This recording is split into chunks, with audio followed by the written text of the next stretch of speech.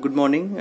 So last class we were discussing the modified series inverter. So today we will discuss the another classification of inverter on the type of source fed, that is a voltage source inverter and current source inverter. So देखिए दो तरीके का inverter mainly होता है, voltage source inverter और current source inverter. इसमें आपका bridge inverter mainly बहुत काफी यूज किया जाता है. ठीक है, that is a force commutated inverter. So bridge inverter आपका इसमें यूज किया जाता है. सो ब्रिज इन्वर्टर दोनों तरीके से बनाया जा सकता है. वोल्टेज सोर्स इन्वर्टर के रूप में भी बनाया जा सकता है और करंट सोर्स इन्वर्टर के रूप में भी बनाया जा सकता है. देयर अनदर क्लासिफिकेशन है लोड कम्यूटेटेड इन्वर्टर. ठीक है, सो देखिए वोल्टेज सोर्स इन्वर्टर और करंट सोर्स इन्वर्टर को समझने के लिए मैंने यहाँ कुछ पॉइंट्स लिखा है. ठीक है, but I think this point will be more clear when you go with the circuit. जब सर्किट से जाओगे तो आपको बेहतर तरीके से क्लियर होगा. ठीक है, जैसे यहाँ पे मैंने फिर भी मैं कुछ डिफिनेशन को फिर से इसको रिकैप हम लोग बाद में जब हम लोग वीसीआई और वीएसआई और सीएसआई हम लोग जब पढ़ लेंगे तो एक बार फिर से हम लोग रिकैप करेंगे कि सारे पॉइंट्स को कि ये कैसे प्रूफ होता है. बेसिकली ये काफी इंपॉर्टेंट है एग्जामिनेशन पॉइंट ऑफ व्यू से, difference between VSI and CSI. VSI को वोल्टेज फेड इन्वर्टर भी बोलते हैं हम लोग. ठीक है, देखिए वोल्टेज सोर्स इन्वर्टर में क्या होता है, वोल्टेज को हम लोग इनपुट वोल्टेज को कांस्टेंट रखते हैं. ठीक है, और करंट सोर्स इन्वर्टर में इनपुट करंट जो रहता है मेरा वो कांस्टेंट रहता है और वीसीआई में इनपुट वोल्टेज रहता है. तो इनपुट वोल्टेज को हम लोग कांस्टेंट कैसे रखते हैं, स्मॉल इंपिडेंस को लगा के रखते हैं. डीसी वोल्टेज जो मेरा इनपुट है, क्योंकि इन्वर्टर है तो इनपुट मेरा डीसी रहेगा ही, तो डीसी में हम स्मॉल या नेग्लिजिबल इंपिडेंस रखते हैं. और सीएसआई में क्या है, हम लोग एक कंसिडरेबली हाई इंपिडेंस या बोल सकते हो कि एक इंडक्टर लगा के रखते हैं. ठीक है, ये डिफरेंस है. आप सर्किट को देख के आराम से पता कर सकते हो कि जहां पे स्टार्टिंग में एक स्मॉल इंडक्टेंस लगा रहेगा, ठीक है, या इंपिडेंस लगा रहेगा, तो उस जगह पे आप ये समझना कि ये वीएसआई है. ठीक है, दूसरा अगर सर्किट में मान लीजिए एक वोल्टेज सोर्स के साथ एक हाई इंडक्टर लगा हुआ है तो ये सीएसआई हो जाता है. वो एक तरह का समझिए कि करंट सोर्स की तरह बिहेव करता है. ठीक है, सो दोनों का अपना अपना एडवांटेज और डिसएडवांटेज है. ठीक है, वो ऐसा ही नहीं कि वीएसआई ज्यादा अच्छा है कि सीएसआई ज्यादा अच्छा है, ऐसा कोई बोला नहीं जा सकता है. बट हाँ, अपना अपना रिक्वायरमेंट के हिसाब से इसको यूज किया जाता है. ठीक है, देखिए थर्ड है कि इसमें आउटपुट वोल्टेज लोड पर डिपेंड नहीं करता है और इसमें आउटपुट जो करंट होता है वो आपका लोड पर डिपेंड नहीं करता है. ठीक है, इसमें आउटपुट करंट लोड पर डिपेंड करेगा और इसमें आउटपुट वोल्टेज करंट पर डिपेंड करेगा. ठीक है, तीसरा चीज क्या होता है कि वीएसआई में फीडबैक डायोड्स मिलेंगे आपको. हर एक एससीआर या जो स्विच यूज कर रहे हैं, मेनली एससीआर ही यूज करते हैं, एससीआर के साथ आपको एक फीडबैक डायोड रहेगा. ठीक है, वीएसआई में आपका एससीआर, देखिए एससीआर दोनों में यूज होता है बट जनरली एससीआर सीएसआई में ज्यादा यूज किया जाता है. ठीक है, मेरे कहने का मतलब है कि जो अदर स्विच है जैसे पावर मॉसफेट, ट्रांजिस्टर, आईजीबीटी, इनका साथ प्रॉब्लम क्या है कि ये आपका रिवर्स वोल्टेज को विथस्टैंड नहीं कर पाते हैं. ठीक है, अगर उनके क्रॉस रिवर्स वोल्टेज हाई है तो ये सब तुरंत डैमेज हो जाते हैं. ठीक है, तो इसीलिए हम लोग वीएसआई सीएसआई में केवल एससीआर यूज करते हैं, बट वीएसआई में आप एससीआर भी यूज कर सकते हैं, पावर ट्रांजिस्टर भी यूज कर सकते हैं, मॉसफेट, आईजीबीटी वगैरह भी यूज कर सकते हैं, जो वर्सेटाइल यूज होता है. ठीक है, दूसरा क्या है कि कम्यूटेशन सर्किट काफी कॉम्प्लिकेटेड रहता है as compare to CSI. CSI की तुलना में कॉम्प्लिकेटेड रहता है इसमें कम्यूटेशन सर्किट. प्लस आपको वीएसआई में एक फीडबैक डायोड्स मिलेगा जो हर एससीआर या स्विच के अक्रॉस पैरेलल में लगा रहेगा. ठीक है, सो फीडबैक डायोड का काम सीधा ये है कि एससीआर से या जो स्विच है उसमें से excessive DI by D T का प्रोटेक्ट कर सके. ठीक है, इसीलिए डायोड यहाँ पे एक फीडबैक डायोड लगा देते हैं, जो पहले भी हम लोगों ने देखा है. ठीक है, आगे भी देखेंगे हम लोग. पहले भी हम लोग ने फीडबैक डायोड्स का वर्किंग देखा था कन्वर्टर्स में. ठीक है, फीडबैक डायोड्स जब आरएल अपना एनर्जी को डिके करता था फीडबैक डायोड से. ठीक है, और फीडबैक डायोड्स या फ्री व्हीलिंग डायोड्स भी बोलते हैं. ठीक है, नेक्स्ट सीएसआई में आपको कोई भी फीडबैक डायोड्स नहीं रहेगा. ठीक है, ये आपका देखने से आप पता कर सकते हैं कि अगर कोई फीडबैक डायोड्स नहीं है तो वीएसआई इन्वर्टर है, और अगर फीडबैक डायोड्स है सॉरी CSI में कोई फीडबैक डायोड्स नहीं रहेगा। अगर फीडबैक डायोड्स प्रेजेंट है सर्किट में तो वो एक VSI का रूप लेगा, ठीक है। सो कुछ कुछ चीजें मैंने आपको बताया, इसको बाद में भी हम लोग अच्छी तरीके से डिस्कस करेंगे, ठीक है। आपका चलिए नेक्स्ट हम लोग जो पहला हम लोग वोल्टेज सोर्स इन्वर्टर में जब हम लोग बात करते हैं, सो वोल्टेज सोर्स इन्वर्टर में बेसिकली हम लोग पहले वोल्टेज सोर्स इन्वर्टर बात कर रहे हैं। तो हमारा सिंगल फेज AC सर्किट और 3 फेज AC सर्किट है, ठीक है। दोनों सर्किट को हम लोग डिस्कस करेंगे। तो AC 3 फेज सर्किट में केवल 180 डिग्री मोड को डिस्कस करेंगे, ठीक है। मतलब 2 मोड ऑफ रिप्रेजेंटेशन है, समझने के लिए दोनों मोड मतलब 2 मोड में समझाया गया है सर्किट को, ठीक है।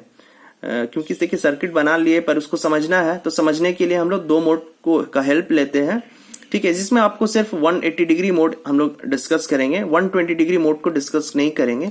क्या होता है 180 डिग्री, ये सारा चीज हम लोग डिस्कस करेंगे बाद में, ठीक है, जब हम लोग 3 फेज ब्रिज इन्वर्टर को डिस्कस करेंगे तब। तो आज हम लोग सिर्फ सिंगल फेज ब्रिज इन्वर्टर को डिस्कस करेंगे, ठीक है। सो अभी हम लोग स्टार्ट कर रहे हैं वोल्टेज सोर्स इन्वर्टर। इसी तरीके से हम लोग करंट सोर्स इन्वर्टर को भी डिस्कस करेंगे, ठीक है। तो यहाँ single phase voltage source bridge inverter हम लोग यहाँ पे लोड लेते हैं, RL लोड, जो मेरा प्रैक्टिकल लोड है, और ये सर्किट है हमारा। सो देखिए सर्किट में क्या है, this is a DC supply and this is the load. इस लोड से क्या लाना है, मुझे AC लाना है, ये मेरा पर्पस है, ठीक है। देखिए एक वोल्टेज सोर्स है, इसीलिए आपको फीडबैक डायोड्स यहाँ दिख रहा है। D1, D2, D3 and D4 are the feedback diodes, जो पैरेलली लगा हुआ है हर स्विच के। T1, T2, T3 और T4 के पैरेलली लगा हुआ है। ये सीधा एक एग्जांपल मतलब देख के आप पता कर सकते हैं कोई सर्किट को कि ये वोल्टेज सोर्स इन्वर्टर है कि करंट सोर्स इन्वर्टर है। ये देख के आप सीधा पता कर लोगे। दूसरा, यहाँ पे कोई इंडक्टर नहीं प्रेजेंट है, ठीक है। सो यहाँ पे जो इंडक्टर प्रेजेंट नहीं है, इसका मतलब ये है कि VSI है, वोल्टेज सोर्स इन्वर्टर है, ठीक है। सो T1, T3 को मैं इनकमिंग SCR बोलता हूं, और T2 और T4 को आउटगोइंग SCR। इसका मतलब है कि लोड में करंट एंटर करेगा या तो T1 से या फिर T3 से, और लोड से करंट एग्जिट करेगा आइदर फ्रॉम T2 और फ्रॉम T4। सो इसको आउटगोइंग SCR बोलते हैं, और इसको इनकमिंग T1, T3 को इनकमिंग SCR बोलेंगे। So at a time positive group का एक SCR, आप बोल सकते हैं इनकमिंग का एक ही काम करेगा।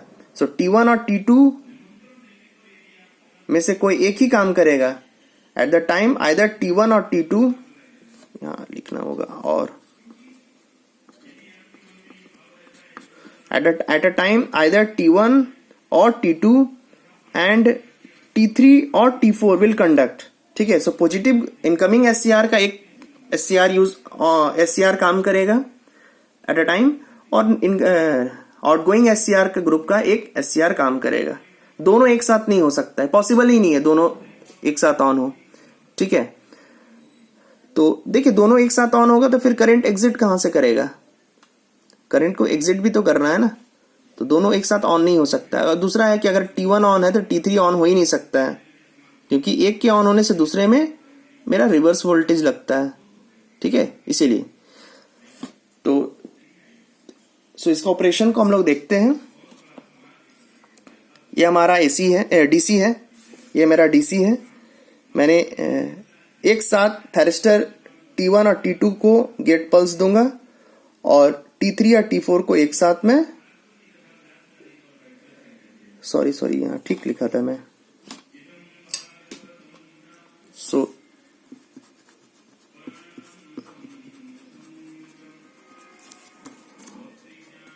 ये ठीक लिखा था मैं, eight a time either T1, T2 और T3, T4 विल कंडक्ट, ठीक है। तो T1 पॉजिटिव ग्रुप का और T2 नेगेटिव ग्रुप का, मतलब आउटगोइंग का, इनकमिंग का एक, आउटगोइंग का एक काम करेगा, ठीक है। और इसी तरीके से T3 और T4 काम करेंगे एक साथ।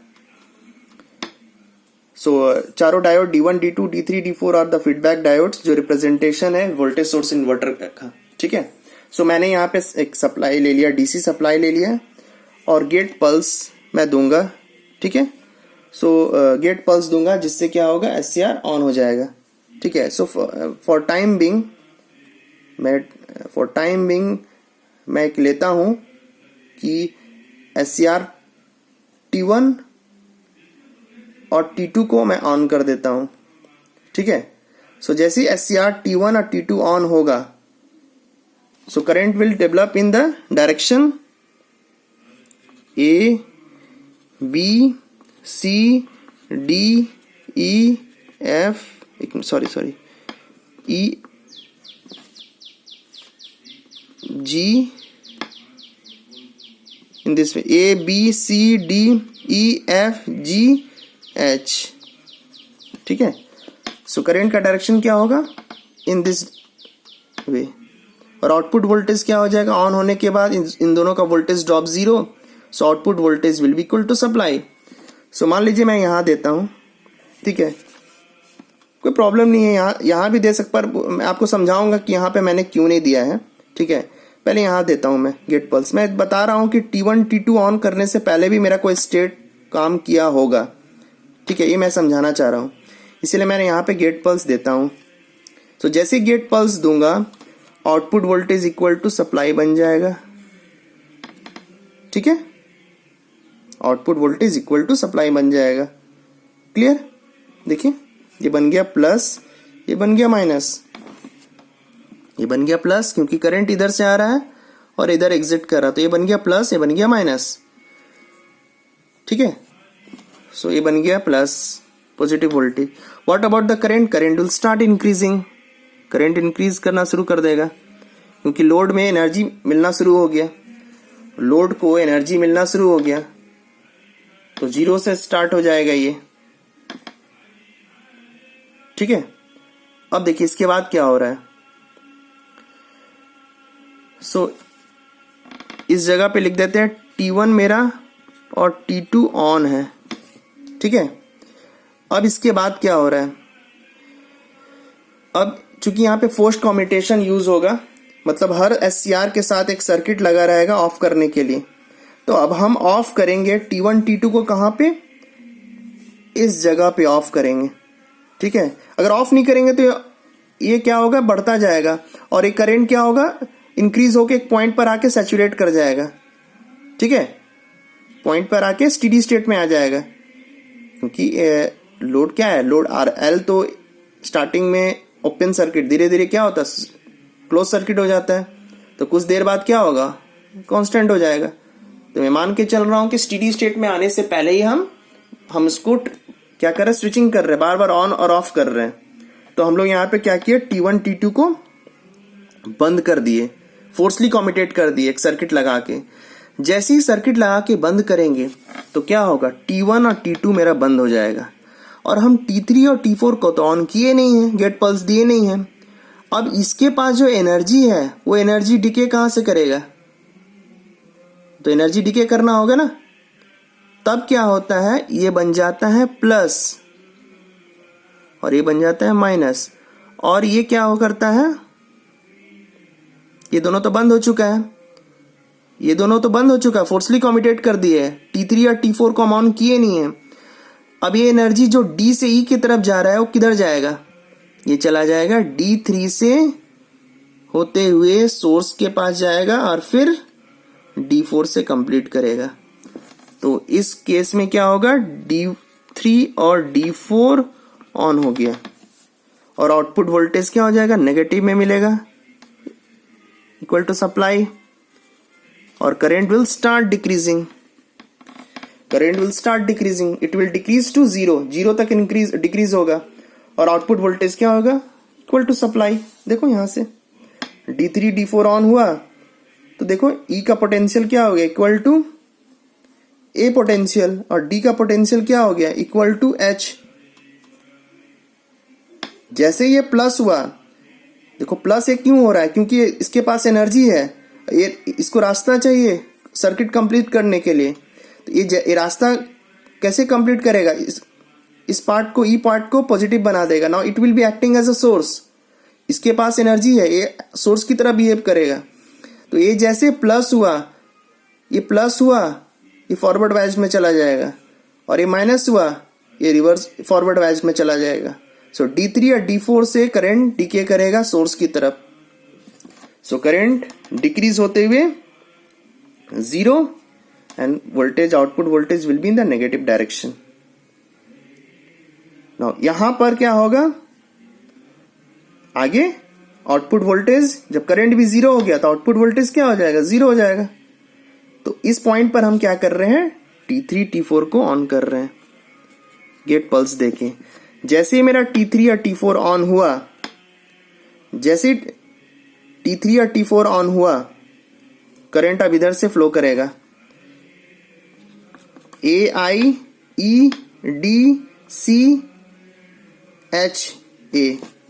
सो आउटपुट वोल्टेज फिर से क्या होगा, इधर से एनर्जी है ना, ये प्लस होगा, इधर से एनर्जी मिल रहा है तो ये प्लस है। इसको एक्सटेंड कर दीजिए फर्दर।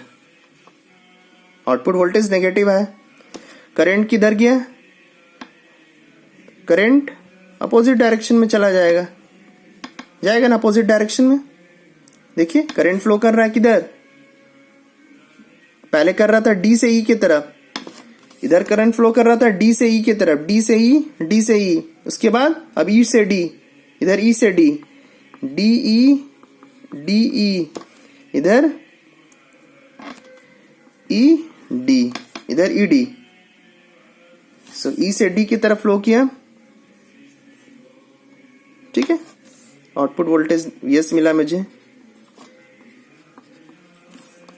ठीक है।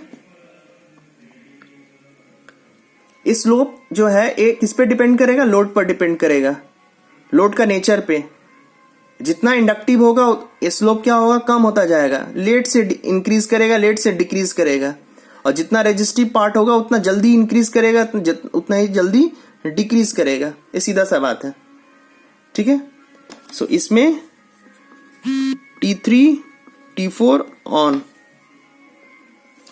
ठीक है। अब देखिए अगेन इस पॉइंट पर क्या हो रहा है, हम लोग T3 या T4 को फोर्सली कम्यूटेट कर दे रहे हैं। जैसे ही फोर्सली कम्यूटेट करेंगे, T3 T4 बंद जैसे ही होगा, T1 और T2 मेरा ऑलरेडी बंद था, अब इधर से करंट ED की तरफ जो जा रहा था वो करंट अपना पाथ खोजेगा एंड उसकी वजह से क्या होगा, D1 से कंडक्ट करेगा सोर्स की तरफ और D2 कंप्लीट कर लेगा, ठीक है। देखिए D1 से सोर्स से D2 से कंप्लीट कर लिया, तब ये बन गया प्लस और ये बन गया माइनस, तो ये बन गया प्लस और करंट डिके करना शुरू हुआ, ठीक है। सो इसमें कौन हो गया, D1 और D2 ऑन, ठीक है। नाउ सेम चीज है, ये क्या है, ये मिरर इमेज है इसका, है ना। इसके बाद फिर से क्या होगा, D1 D2 के बाद फिर से T1 T2 ऑन होगा। सो इसको आप बना सकते हैं D1 D2 ऑन। सो ये पॉजिटिव वोल्टेज है ना, पॉजिटिव वोल्टेज, और ये क्या होगा, ये इक्वल टू दिस,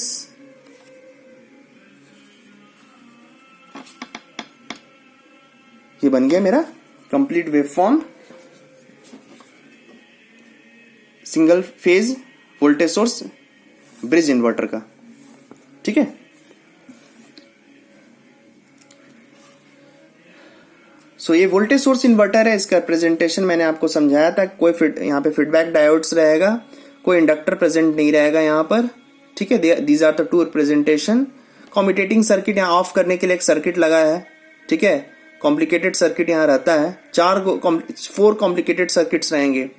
ऑन करने के लिए अलग सर्किट रहेगा, ऑफ करने के लिए भी अलग सर्किट रहेगा। तो ये कॉम्प्लिकेटेड हो गया सर्किट पूरा, ठीक है।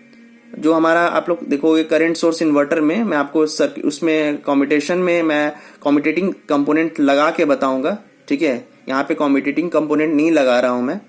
सो करंट सोर्स इन्वर्टर में मैं आपको लगा के दिखाऊंगा कि कैसे आपका जो कम्यूटेटिंग कंपोनेंट रहता है वो कितना सिंपल हो जाता है। सिंपल एक कैपेसिटर रहता है, इसके अलावा कुछ नहीं। So this is all about आपका वोल्टेज सोर्स इन्वर्टर का सिंगल फेज। नेक्स्ट क्लास हम लोग 3 phase AC 3 phase bridge inverter का डिस्कस करेंगे, आपका 180 डिग्री मोड का, वो भी काफी इंपॉर्टेंट है, ठीक है। Thank you.